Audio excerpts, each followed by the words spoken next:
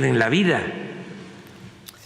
Bueno, y para hablar de este tema, vamos a hacer contacto en este momento vía Zoom con Alejandro Ope, especialista en temas de seguridad y ya amigo y colaborador de Me lo dijo Adela. Mi queridísimo Alejandro, ¿cómo estás? Feliz año antes que cualquier otra cosa. Feliz año, Adela, feliz año en el auditorio. Me da mucho gusto estar contigo nuevamente. Igualmente, Alejandro. Oye, pues un primer apunte de esta recaptura de Ovidio, que se da pues después de varios meses del primer intento del Culiacanazo, ¿no? Pues mira, primero felicitar a las fuerzas de seguridad por haber logrado una captura de esta naturaleza. No es nada sencillo. Tiene una gran capacidad organizacional, ese grupo criminal tiene gran capacidad de fuego, tiene la complicidad de múltiples autoridades en terreno, ¿no? Entonces no es nada fácil llegarle a alguien como Ovidio Guzmán. Entonces, en ese sentido, sí es un logro, ¿no?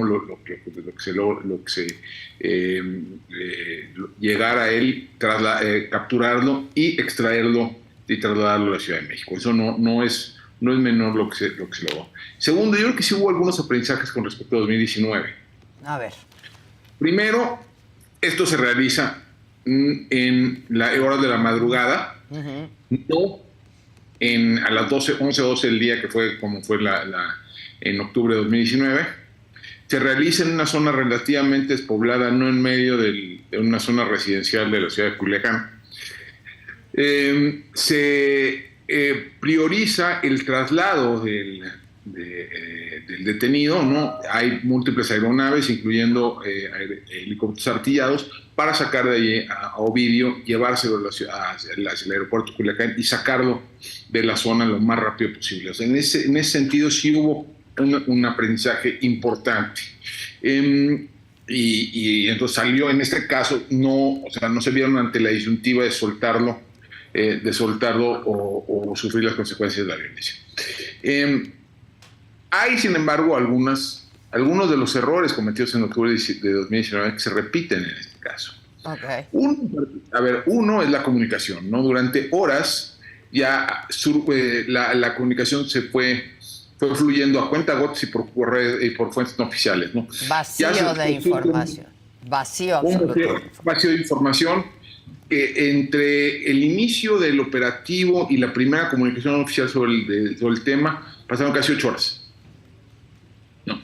Y la conferencia de prensa que dieron el Gabinete de Seguridad pues no fue conferencia de prensa, leyeron 2 comunicados mal hechos y mal redactados y poco informativos, ¿no? Solo en las siguientes 24 se fueron llenando un poco los vacíos, pero durante un buen rato no supimos qué pasó. Y además, deja de ponerte así. Inicialmente parecía haber sido esto un operativo relativamente limpio. Ya sabemos que no fue el caso. No fue el caso. Por lo menos 30 muertos. Sí. ¿No? Que no es un tema menor. Cuando fue abatido Arturo Beltrán Leiva en Cuernavaca en 2009, fueron como 11. Ok. El triple, pues, ahora. Los operativos para capturar capos, este debe ser de los más sangrientos de toda la historia del país, ¿no? Y en el que más bajas hay del lado de las fuerzas de seguridad. Entonces, ese es un segundo elemento. Y otro problema que de fondo, pero es un problema bien estructural, es que se monta una operación muy sofisticada, que involucra el despliegue casi 1 millar de elementos de las fuerzas de seguridad, del Ejército, de la Guardia Nacional, que implica el uso de intensivo de inteligencia, que requiere la utilización de equipos sofisticados, como por ejemplo helicópteros Black Hawk artillados. Y cuando se le detiene, nos informan que no hay más orden de aprehensión que la que ya existía en octubre de 2019. Sí. Y esa es una orden de aprehensión con fines de extradición. Sí, exacto. En 3 años, 3 meses, nadie se tomó la molestia de construir una carpeta de investigación en contra de Ovidio Guzmán. No hay ninguna carpeta de investigación sobre delincuencia organizada en México. No hay ninguna carpeta de investigación sobre narcotráfico en México. No hay ninguna carpeta de investigación sobre la larga estela de violencia que ha dejado este hombre. Nada. ¿No? Lo único que hay es la vieja y conocida práctica de la flagrancia, ¿no? Sí, ¿No? sí. Entonces, digo, O el fin de extradición. y la otra es, digo, la flagrancia es para agarrarlo ahí en el momento, ¿no? Si hay armas, bueno, y si no hay armas, pues se plantan ya, ¿no? Ese es el modus operandi de buena parte de la Fuerza de Seguridad de México, ¿no? Y si no, pues también droga, pues ¿por qué no? Sí. Y la otra es cuando, pero eso pues, digo, sirve para delincuentes de poca monta, ¿no? Para detenidos de poca monta, digo, para alguien con los recursos de Ovidio que salen 6 meses, ¿eh? Sí, digo, para algo más se necesita la extradición a Estados Unidos, es decir, subcontratar nuestras necesidades de justicia con el sistema estadounidense. Es decir, no hemos pasado es decir, lo que nuestro sistema de justicia nos da para detener un capo, mantenerlo algunos meses, algunos años en prisión, extraditarlo después de un tiempo, ya, pero no nos da para, por ejemplo, realizar 30, 40 detenciones simultáneas, pleno y debidamente judicializadas, tener un maxiproceso a la italiana, ¿no? Para desarticular una red criminal completa, ¿no? Lo que nos da es para capos, ¿no? Sí. Para agarrar capos y mandarlos. Para eso nos da. Y eso yo creo que sí, digamos, no es un problema solo de esta administración, pero ciertamente esta administración no ha hecho nada para corregir. Ok.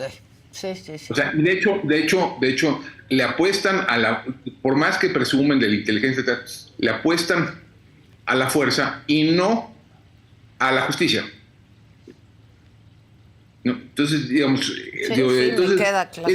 Qué bueno que detuvieron a Ovidio, qué bueno que lo van a extraditar, pero es una pena que después de tantos años, después de tantas detenciones, de tantos capos, sigamos en lo mismo, sigamos sin construir las capacidades para construir una investigación que se sostenga en los tribunales mexicanos. Ahora, Alejandro, hablabas de las diferencias, ¿no? De esta detención, ¿no? Con la primera detención, el famoso Culiacanazo en el 2019. Sin embargo, a ver, lo que a nosotros nos explicaron del Culiacanazo es que pues no querían que hubiera muertos, no querían que se sitiara la ciudad, no querían narcobloqueos, cosa que ocurrió ahora también, ¿no? Entonces, así es, o sea, déjame ponerte así. A ver, lo que logra la detención de Ovidio, desde el punto de vista comunicacional, propagandístico para el gobierno, es quitarse la mancha de una posible complicidad con el cártel de Sinaloa, ¿no? Sirve para desmentir esas versiones. Después del Culiacanazo. Que fueron alimentadas por el Culiacanazo, que además que yo creo que nunca, o sea, quien afirma eso no entiende cómo se construyen las relaciones entre crimen organizado y Estado, y cómo se han construido. O sea, nunca pasan por la presidencia de la República, nunca jamás. Claro. En este país han pasado por ahí.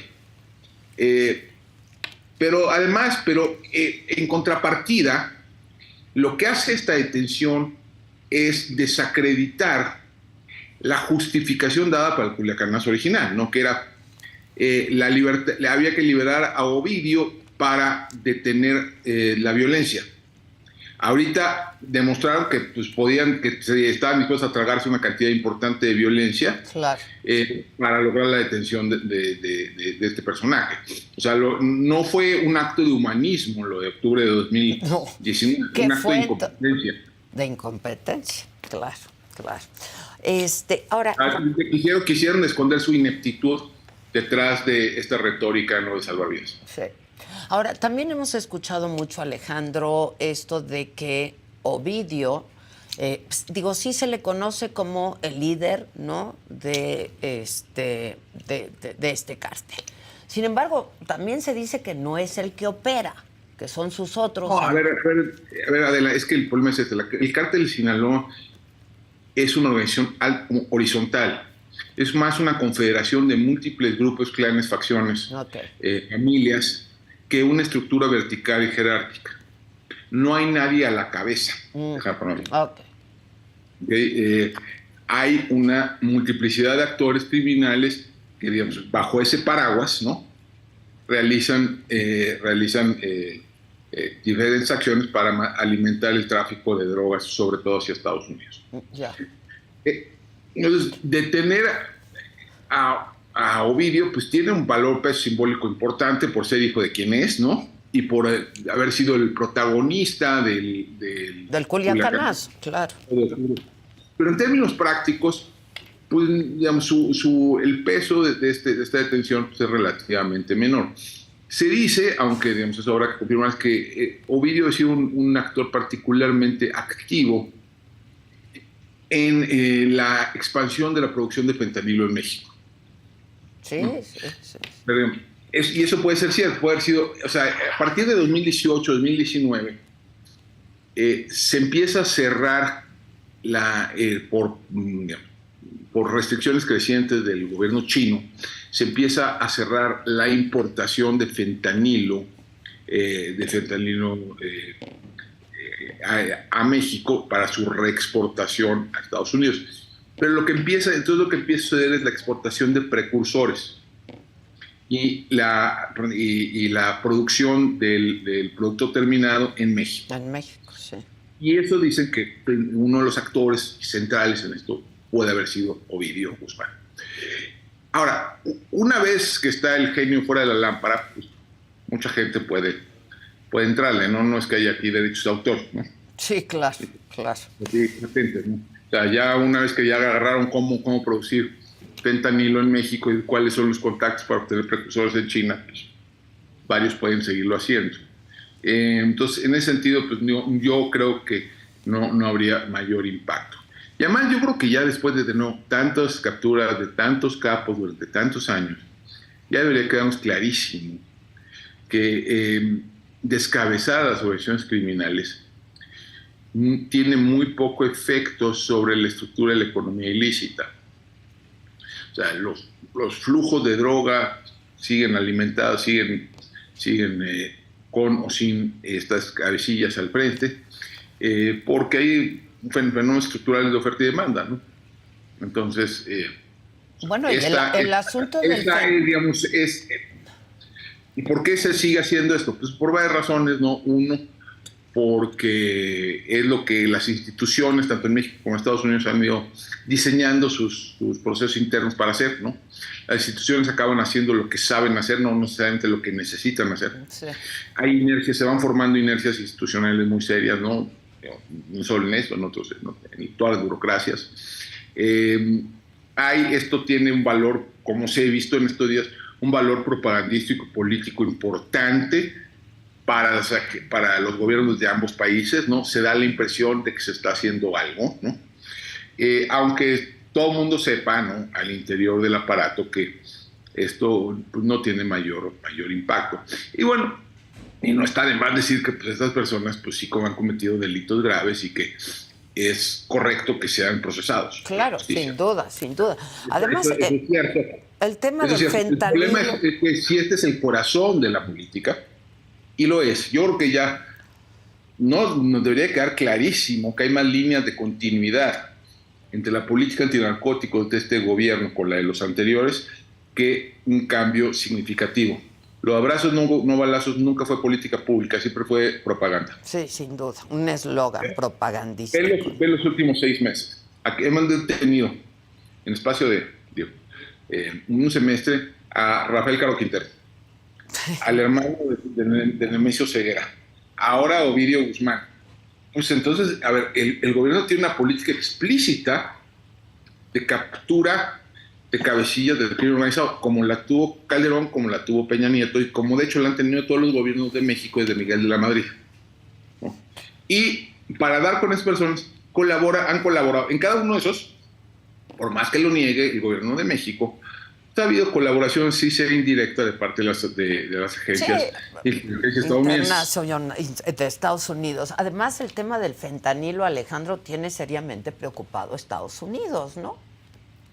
Sí, pero no están dispuestos a hacer nada interno para resolverlo. Exacto. Ahora... sí, pero no lo suficiente para intentar otro tipo de políticas públicas. Me queda claro. Ahora, esta recaptura de Ovidio, nos han dicho que tomó 6 meses en prepararse, en investigarse, hasta ser realizada, ¿no?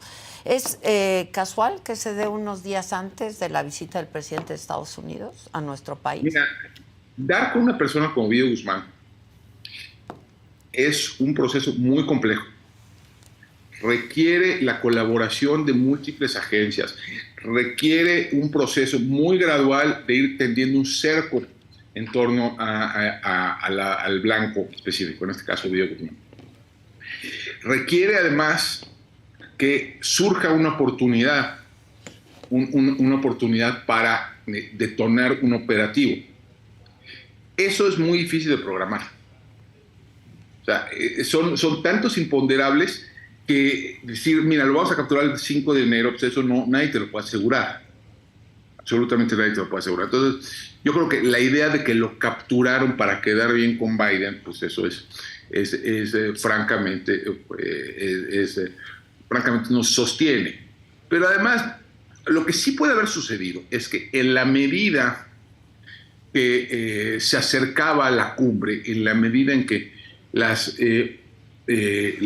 fecha de un encuentro de esto se veía más cerca, eso pudo haber generado un sentido de urgencia en ambas partes, pudo haber generado un mayor incentivo para colaborar entre las diversas agencias de seguridad y justicia de ambos países, ¿no? Y eso tal vez aceleró el proceso de ubicación y captura, ¿no? Pero de allí a que lo programaron para que fuera esto, yo creo que así no funcionan las cosas, ¿no? Ya. Ahora, ¿qué podemos pensar o qué podemos esperar ahora como respuesta del narco a esta recaptura? Lo que yo creo que, a ver, este tipo de tensiones normalmente pues, generan varias cosas, varios efectos, ¿no?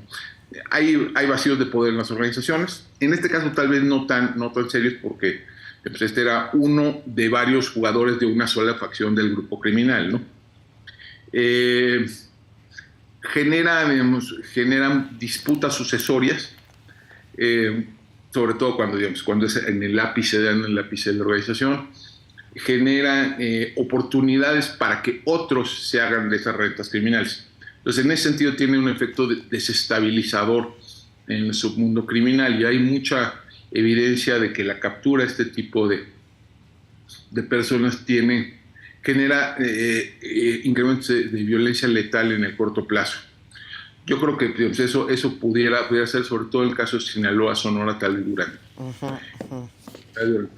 Pero en términos generales yo creo que no cambia demasiado la ecuación.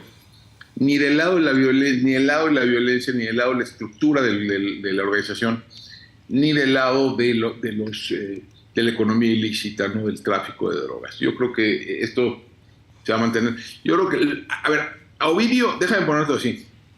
A mí me queda claro que Ovidio era bastante imprudente, ¿no? Sí, claro. Pudieron tener no una vez, sino dos. Sí, claro. En 3 años. Nunca han dado con el Mayo Zambada, ¿no? Sí, claro. Y nunca han dado con algunos de los otros hermanos, ¿no? Entonces, digamos, era, yo creo que era una pieza bastante suelta de la organización. Pero además hay otro punto, es decir, si la captura, extradición, proceso y encarcelamiento de por vida del padre, ¿no? de Joaquín Guzmán Loera, sí. no produce un efecto de, digamos, el colapso de la estructura criminal, pues es difícil pensar que la detención de uno de sus hijos tenga efectos más potentes, ¿no? Sin duda. Y bueno, lo que me parece muy interesante es esto que me decías al principio, ¿no? Que también, pues,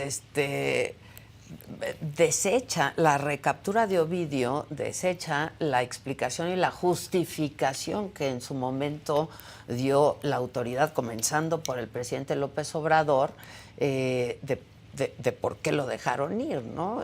Porque no querían una masacre, pues, y eso me parece, pues, realmente muy interesante. ¿Por qué ahora sí y antes no? ¿No? Ellos podrán tal vez alegar que sí hubo unas diferencias sustantivas en lo de octubre de 2019, particularmente la toma de rehenes de familiares militares que ocurre en 2009 y el sitio de una zona habitacional militar que ocurre en 2019. Y eso, digamos, toman y hay una toma de rehenes de militares. Si no recuerdo, había como 8, 9, 10 militares que son retenidos para forzar la liberación de Ovidio. Entonces, en ese sentido es un poco distinto. Pero en efecto, es decir esta disyuntiva, la que dice el presidente que tuvo, pues era un poco falsa disyuntiva, no estaba, estaba determinada por las decisiones previas, ¿no? Es decir, te viste en un callejón sin salida porque ahí te metiste. O sea, digo, bien que mal. Si lo hace hecho de otra manera, como lo hicieron en esta ocasión, pues sí hay violencia, ¿no? Sí hay una resistencia del grupo criminal a la detención y traslado de la persona, pero no al grado de doblarle las manos al Estado, ¿no? Yo creo que esto demuestra de nuevo, ¿no?, la falsa disyuntiva de 2019. Claro. Bueno, pues como siempre, Alejandro, querido, muchas gracias y estemos en contacto, por favor. Y de nuevo, feliz año. Muchas gracias, Adela. Feliz año. Gracias. Te mando un abrazo. Gracias. Muchas gracias, Alejandro. Bueno, pues así las cosas y así van a estar las cosas. Les recuerdo